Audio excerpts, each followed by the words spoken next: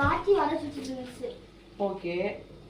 அப்போ ஒரு காக்கா வந்து நிறைய ஒன்று எடுத்து போயிடுச்சு. ஓகே.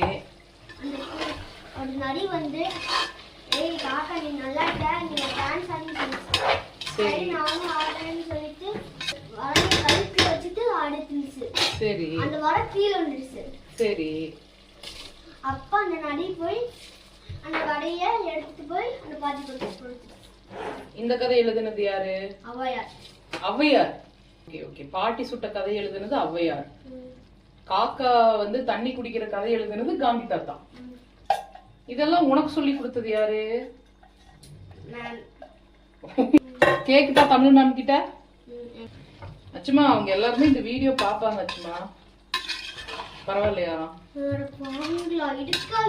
பண்ணிட்டு இருந்தீங்க. எல்லாம் கட் பண்ணுங்க ப்ளீஸ். ஏமா?